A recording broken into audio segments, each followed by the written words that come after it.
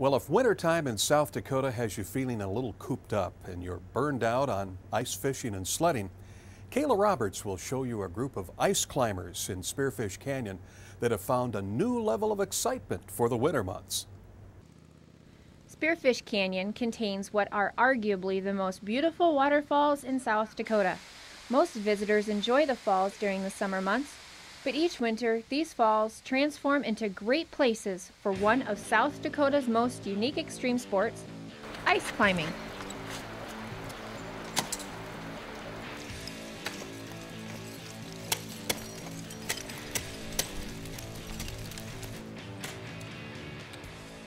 We have sharp appendages. This is everything your mother told you not to do. It's kind of like running with scissors on steroids. You have sharp objects on every appendage. It's a sport where you have to focus totally. You got to watch what you're doing all the time. Being out in nature, the physical aspect, and then when you're climbing, you're kind of in your own little world, in your own 6-foot box of the rock or the ice around you, and you just sort of forget about everything else that's going around. Ice climbing is a lot like rock climbing. It stemmed from the need. Everyone wanted to get up mountains, and that's how things got started. So ice climbing came to its own sport by people wanting to practice on lower faces before they got up into the mountains and had to do stuff like this. The ice here is small compared to other areas, but it's extremely high quality. It's really good ice. I just think it's an awesome location for ice climbing. I can be here in less than an hour, and from my office.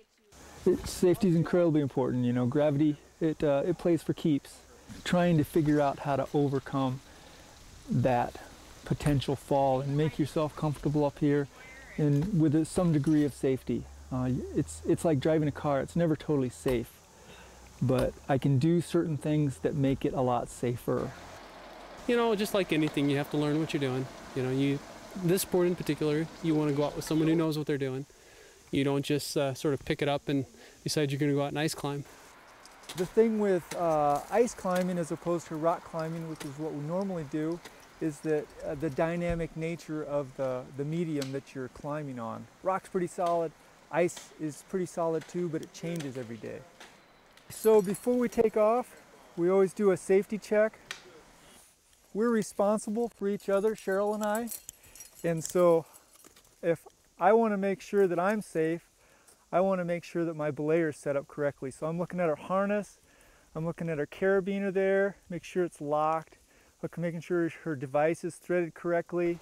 As I go in, I'm going to be using my tools to grip the ice. I'm going to be putting in pieces of gear and clipping the rope to them so they become my intermediate anchor.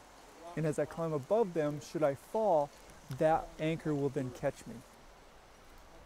It's such a therapeutic activity for me in terms of just totally disconnecting from the other stresses I have in terms of the job and whatnot, and you know, I just focus on this, and I can wear myself out, and I feel good, and you know, it's like a lot of things people do to take care of their mental health, if you will.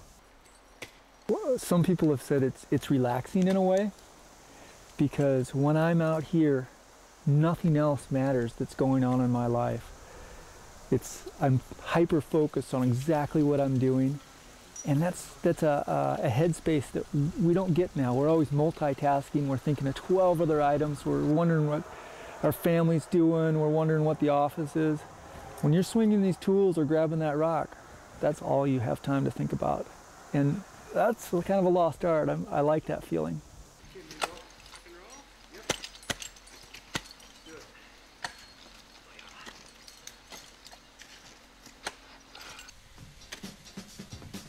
Ice climbing can be a sport for anyone that wants to try it. SDPB's very own Eka John, who was also the videographer for the shoot, decided to try climbing for the first time. After realizing he'd went over halfway, he decided it was time to come back down.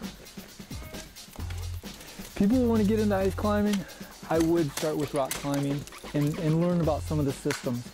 But if ice climbing is what you have in your backyard, by all means, you want to find someone that really does know what they're doing, and go out with that person. And like any other thing, teachers aren't all created equally. There's a lot of misinformation out there, so do your homework. We want to see everybody coming home at the end of the day. Yeah, that's one thing I can say about the climbing community in particular, is they don't want anyone to get hurt.